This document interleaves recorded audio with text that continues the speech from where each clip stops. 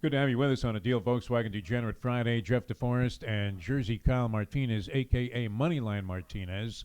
And, that whole Moneyline thing that you were talking about, we have a little extrapolation on that because you're the one guy that has the guts, has the chutzpah, if you don't mind a little French, has the balls to go into a sports book and actually say something that is so ridiculous that they call for the guy in the back. And by the way, I'm glad you wore the shirt today representing Deal Volkswagen very proudly. Yes, no, I love to wear the shirt of our good friend down in Dade County, Deal Volkswagen, who's been a great friend and a sponsor of our show for years.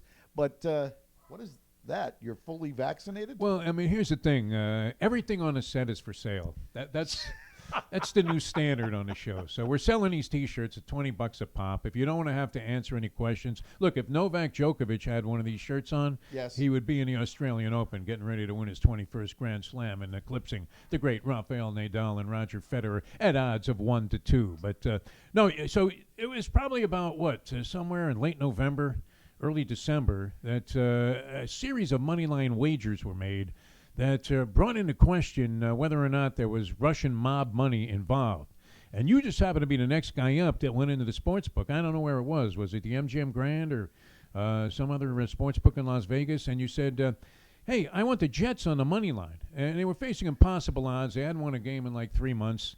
And the guy actually called in the back. He said, hey, Lou, can you believe this guy? Jets, money line. But it was brought about once again by don't ever mess with a mush. Let me tell you, you mentioned some very fine establishments, but most of my action goes from the dirty boards in Atlantic City. As I did wander. Or that deli in Hallandale where you were able to make bets and actually get a Las Vegas ticket punched out by the guy. Keep that quiet, will you? There's yeah, not too yeah. many Well, the people cops that know. are in there betting their brains out too. But yeah, no, most of my action goes in right there at resorts, right off the boards in Atlantic City.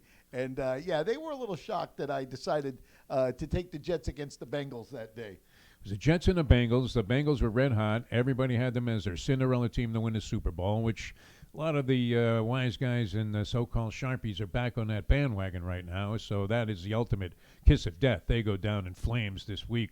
But also that same day, Jacksonville was facing Buffalo.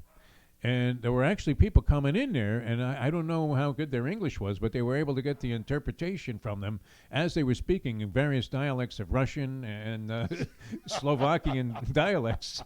And they were all punching away on the money line on the Jets in Jacksonville, which was only a bet that was available. You had to show proof that you were criminally insane to be able to make this bet. And, of course, what happens?